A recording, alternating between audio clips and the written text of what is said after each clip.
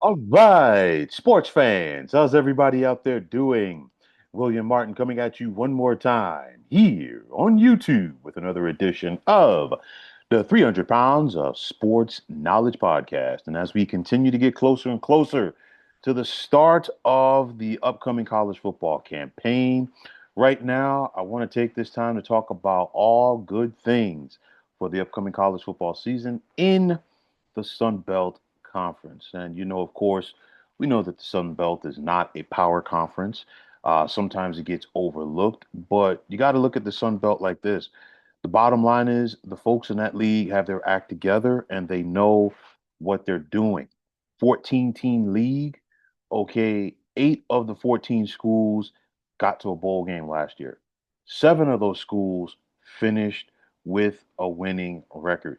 You've got some quality coaches down there in this league. You've got some quality players. And of course, now with the transfer portal more than ever, we've seen some of the bigger schools really, cherry pick, if you will, the smaller schools like a Sun Belt conference. And of course, it makes it even tougher for those schools to build a program. And of course, usually, typically, the smaller schools, regardless of the transfer portal or not, have their troubles maintaining head coaches, especially when the head coaches have success.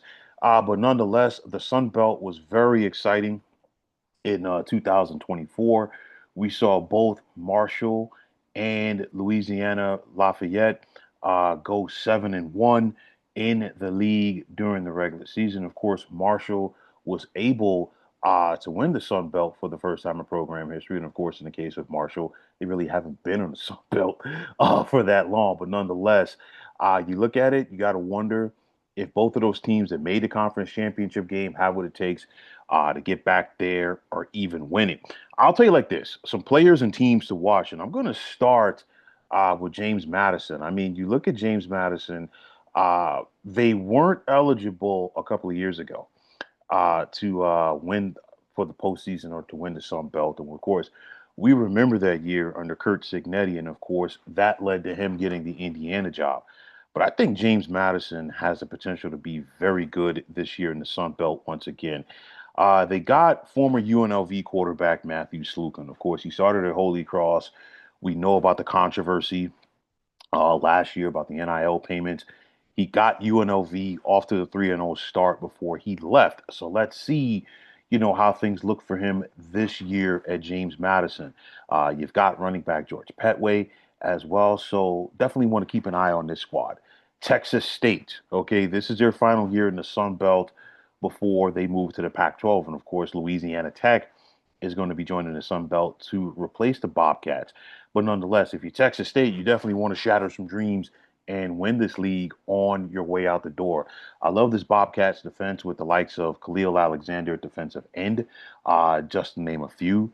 Then you look at South Alabama, and I talk about, the coaching prowess that is in the Sun Belt. I want to start off with former Texas quarterback Major Applewhite, and I think he's not getting enough credit for the coaching job that he has done. And I look at South Alabama; they went 7-6 last year. They were 5-3, okay, within this Sun Belt conference. They bring back a very talented defense with the likes of Blaine Myrick and Darius McKenzie at linebacker, as well as free safety Wesley Miller. So you would definitely want to keep an eye out for South Alabama and just one. The Raging Cajuns of Louisiana Lafayette. Can they find a way to get back to the conference championship game for the second consecutive year? They've got a strong defense with the likes of Cam Whitfield at defensive end and Tyree Skipper at free safety.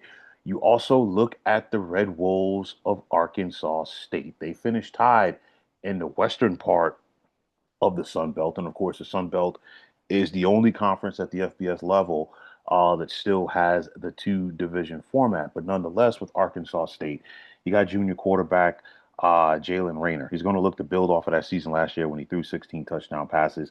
You got a solid offense, which includes the likes of Corey Rucker. Marshall, they had some losses through, from our last year to this year. But nonetheless, you still got to keep an eye out for the Thundering Herd as the defending champs of this league. And then, of course, Clay Helton and Georgia Southern. And, USC was more than happy to run Clay Helton out of town a couple of years ago. I'm curious if the folks in Los Angeles would want him back right now in comparison to what's going on with Lane Kiffin. But nonetheless, that's a different conversation for another day. But nonetheless, I think since Clay Helton has gone to Georgia Southern, no pressure on him. He's not under the spotlight, and nonetheless, he is showing that he still knows how to coach. Keep an eye out for running back O.J. Arnold as well as wide receiver Josh Dallas. Some games to watch out for this year in the Sun Belt. On the 27th of September, you've got Georgia Southern taking on James Madison in a contest that could go a very long way in determining who gets out of the Sun Belt East to the conference championship game. On October 4th, Texas State is at Arkansas State. On the 14th of October, South Alabama's at Arkansas State. On the 28th of October, James Madison is at Texas State in a potential Sun Belt Conference Championship game preview. On the 8th of November, Texas State is at Louisiana. And then on the 29th of November, Texas State is at South Alabama. At the end of the day, I think the teams that you have to look out for as far as winning this conference championship, like I said, Marshall had some losses, but you never write off the defending champs. Georgia Southern is going to be in that mix. I like James Madison's chances as well. Texas State, like I said, they have a chance on the way out the door. Uh, you look at South Alabama, very talented team. Arkansas State has a talented team, and you also have to keep an eye out for the Raging Cajuns of Louisiana Lafayette. But when it's all said and done, I like James Madison and Texas State to get to the conference championship game in the Sun Belt. And when it's all said and done, I am rolling with James Madison to win the Sun Belt Conference here for 2025.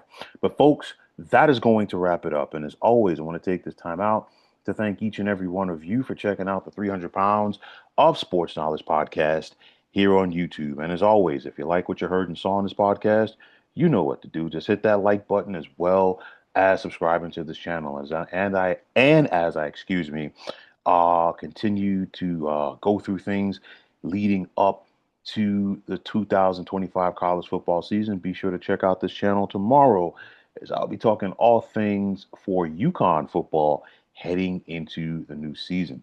Also, if you're on the X, you can check me out at 300 Pounds of Sports. You give me that follow, I'll give you that follow right back in return. And the same goes for Instagram, where you can check me out at 300 Pounds of Sports Knowledge. And also, if you're on Facebook, give us a look at the Sports Depot 365. And as far as I'm concerned, one of the better sports debating groups going on social media.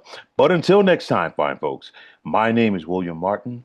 I am signing off, and I'm saying thanks once again for tuning into the 300 Pounds of Sports Knowledge podcast here on YouTube. Be well, everybody.